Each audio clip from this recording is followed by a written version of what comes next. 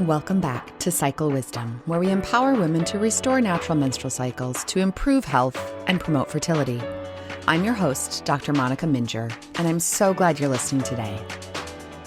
What if the thing that nobody warned you about when trying to conceive wasn't lab work or the timing kits, but it was how trying to conceive might start to feel like a pressure test for your relationship? Today, we're talking about the emotional side of fertility. What happens when intimacy becomes scheduled? What's normal to feel even if you've never said it out loud, and how to rebuild connection and desire while still working towards pregnancy. So let's talk today about a patient story of mine, and we'll call them Hannah and Ben. Now, they were in their early 30s, and they had been trying to conceive for about 14 months. Their relationship was great, they were committed to each other, and both of them deeply wanted to have a baby. At first, tracking their cycles and ovulation felt exciting and focused. But after a few months, timed intercourse became, well, tonight we just have to.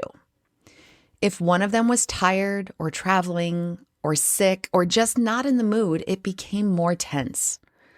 Hannah started feeling guilty when she said no.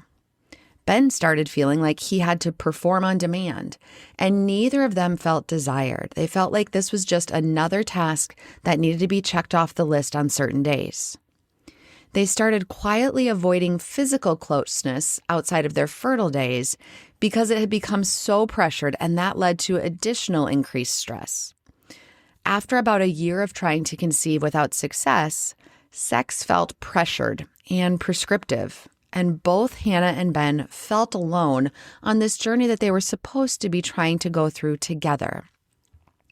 After an appointment at Hannah's OB doctor where she was told, "Well, you're still young, just keep trying," she burst into tears afterwards. Not because they still weren't pregnant, but because she felt like their marriage had become so focused on the end goal of having a baby that they had lost some of the spark from spontaneous intimacy. Shortly after that OB appointment, Hannah and Ben came to us for a fertility evaluation looking for additional medical answers. We started with cycle charting to help them more accurately target intimacy during their fertile window.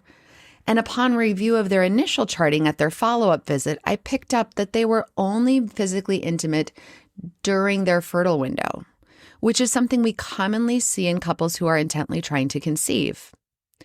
First off, I've always validate both partners' experience. This is common. You are not broken. Your marriage isn't failing, and this can feel like a lot of pressure.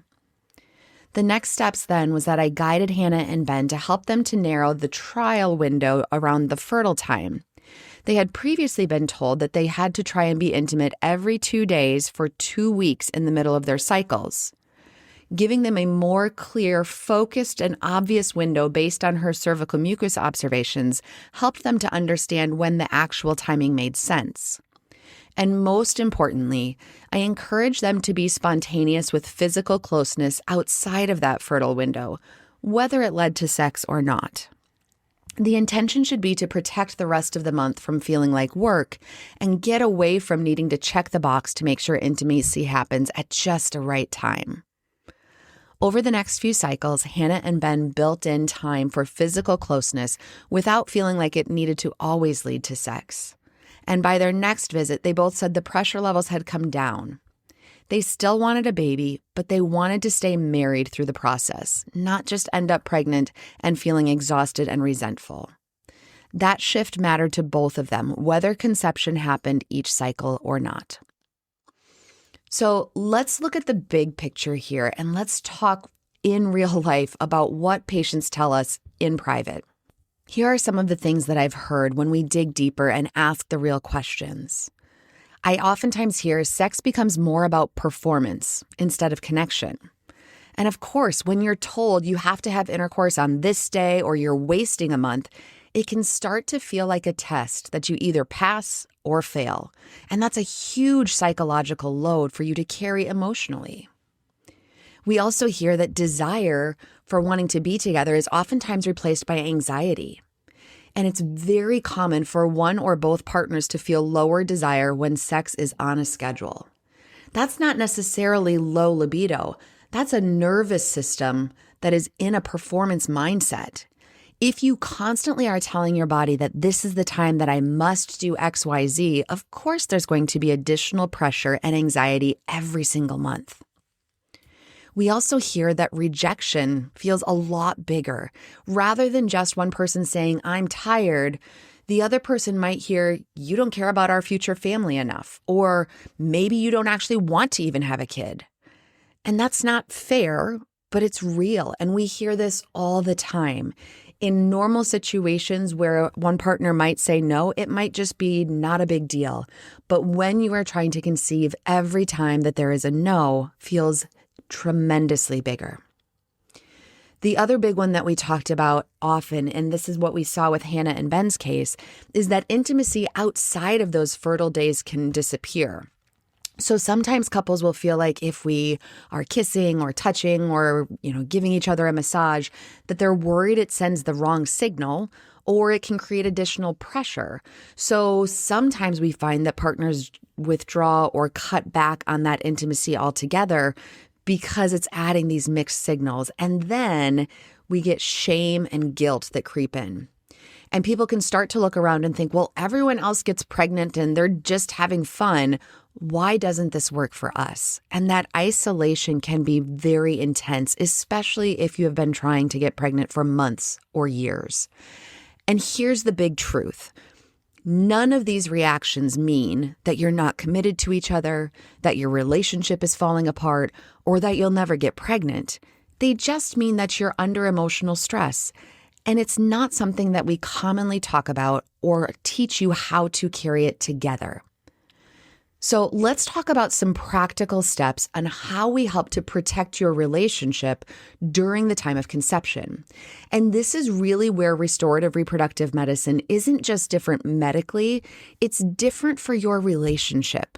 Because it's important to me that, yes, we evaluate all of the medical things, but we also want to improve your overall health through this process. And that includes your emotional, mental, and relationship health. So here's a few tips that we use in our practice in order to help make this more practical. So first and most importantly is we've shortened the pressure window of when do we actually have a chance of conceiving. When you are utilizing fertility awareness charting, we help to identify the most fertile window using real-time biomarkers like cervical mucus or temperature spikes or your LH surge.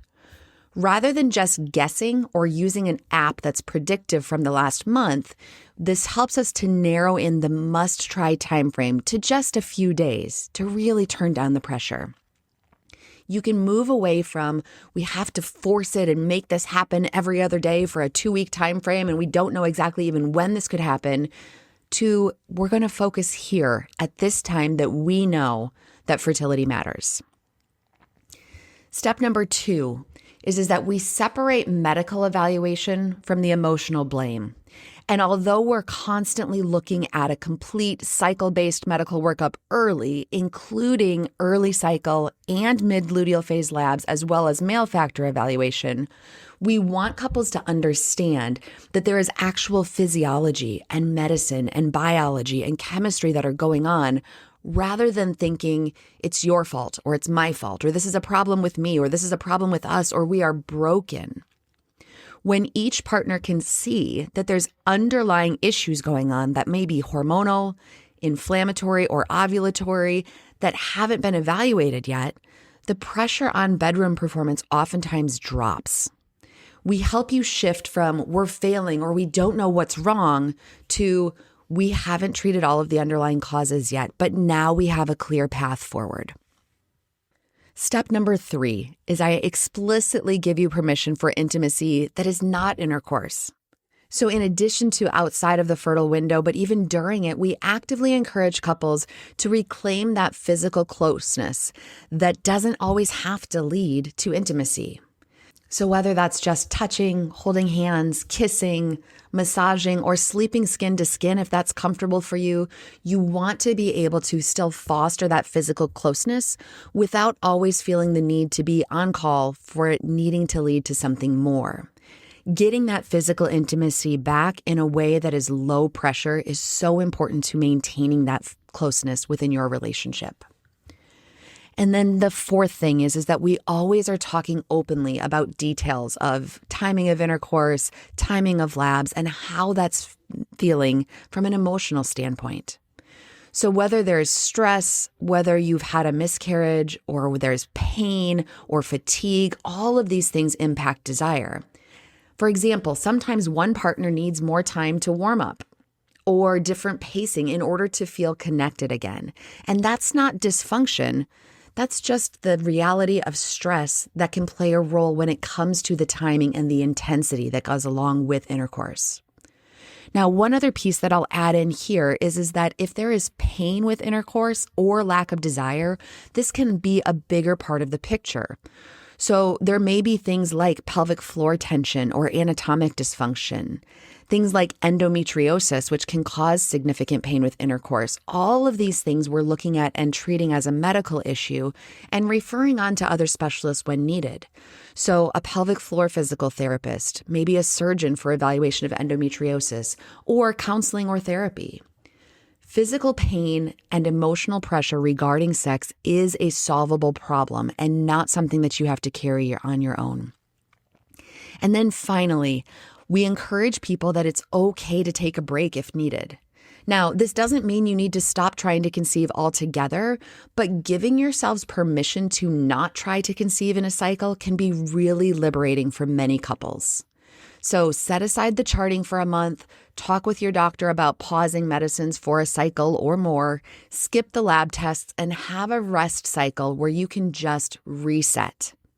This kind of pause can be so critical to help keeping your stress levels in check and helps to foster healthy relationships that aren't so mission-focused on the end goal of just having a baby. So if you are in the midst of this, what are some things you can do right now? First and foremost, if you haven't already, I would encourage you to have that open discussion with your partner. Name the pressure and talk about it out loud. Maybe just say something like, look, I love you and I'm glad we're trying to get pregnant, but I'm struggling with how scheduled this feels. Having this conversation is an invitation for further discussion, and it shows that you care more about just the outcome. Another thing that you can try is to use real data, not just guesswork. Tracking your fertile window with a science-backed fertility awareness method can help you to narrow down that time frame, and it helps both partners mentally because it focuses your efforts instead of spreading yourself thin over the course of a 2 to 3 week time frame if you don't know when you actually are fertile. And most importantly, get evaluated sooner than later. If you've been trying for more than 6 months, and especially if you know when your fertile window is, please seek out evaluation. Many people within the medical community will tell you to wait a full year before you seek help. But if you are targeting your fertile window already and not having any success with conceiving, it's important to start that evaluation process sooner than later. And finally, watch for red flags in your relationship and start to make changes early. So if you find that you're avoiding physical touch because you don't want to send the wrong message, and that's not normally how you would react, that's a sign to pay attention. If sex makes you feel anxious or painful more than you feel connected, these are signs that you deserve additional evaluation, not a sign that you're failing. And the last one that I would point out is that if one person in the relationship is carrying all of the burden of tracking the cycle and timing and recording medications and all of these pieces all by themselves, that's a good time to have a conversation with your partner. Within our practice, we oftentimes are encouraging one of the partners to take care of the observations and the other partner to actually manage the tracking. Now, in most cases, this is going to mean that the woman is going to be evaluating her signs, checking her temperature, checking cervical mucus, and the male partner is the one that's going to be doing the actual recording. This helps to bring both of you into this so that it is not just putting so much burden on one side of the situation. Imagine if trying to conceive doesn't mean losing the part of your relationship that made you want a family together in the first place. Imagine having a focused fertile window instead of constant pressure. having medical insight, and permission to hold each other without a clock running. Over time, your fertility journey can become something you navigate side by side to help improve your overall health and promote fertility. If you're ready to work with our elite team of healthcare professionals, go to our website, radiantclinic.com, to schedule a free discovery call and learn more about our package-based pricing for comprehensive care. We are currently able to see people for in-person appointments in our Cedar Rapids, Iowa clinic, or can arrange for a telehealth visit if you live in many different states across the U.S. Check out our website for current states that we can serve medical clients, and let us know if your state is not listed to see if we can still cover you there, as we are constantly expanding our reach.